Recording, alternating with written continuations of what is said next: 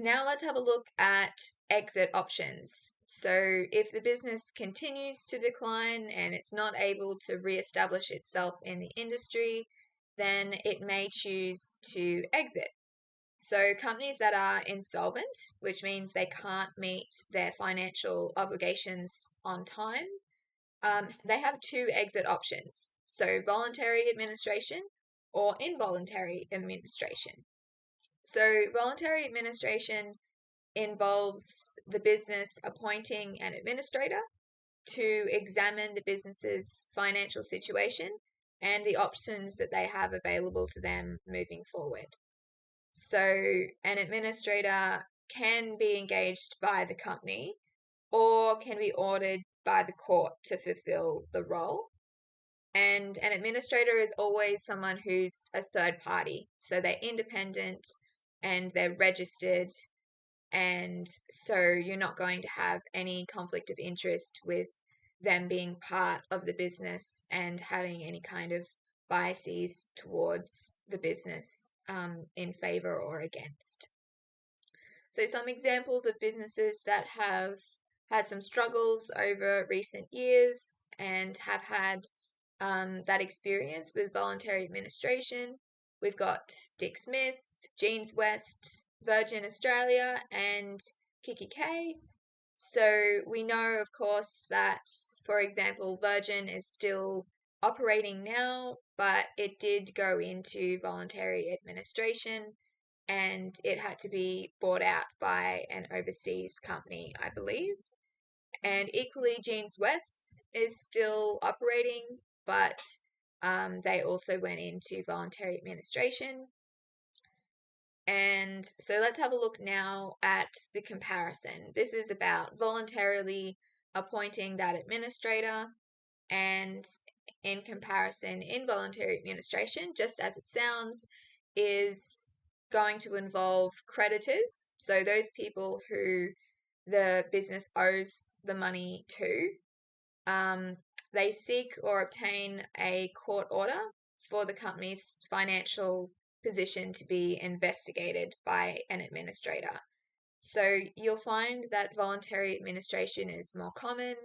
Usually, it would be more likely that the business would recognize its own position and appoint an administrator themselves rather than being forced into it like this by creditors.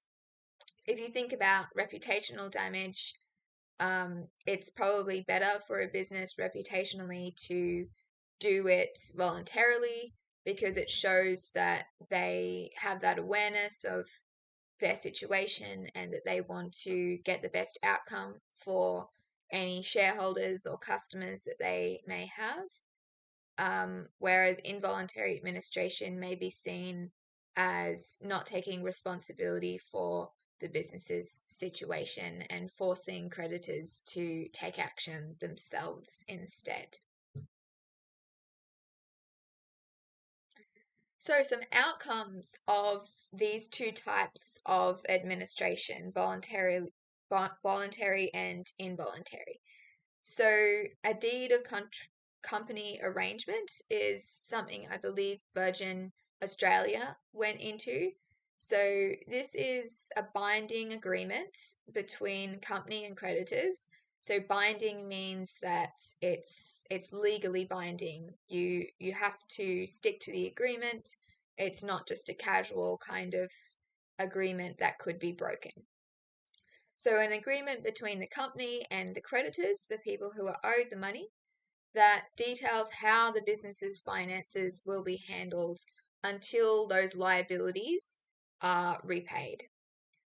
So, a majority of the company's creditors must vote in favor of a deed of company arrangement. So, it's that voting system to make sure that a majority of the creditors are satisfied with the decision that they've come to.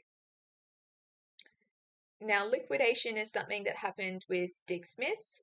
So you still may see Dick Smith around the name of the business, and that's because the assets of the company were sold and so someone else now owns those, and that's why we still see that name around. So assets are sold at discounted rates, and the resulting profits from those sales are distributed to creditors in preparation for the company's closure.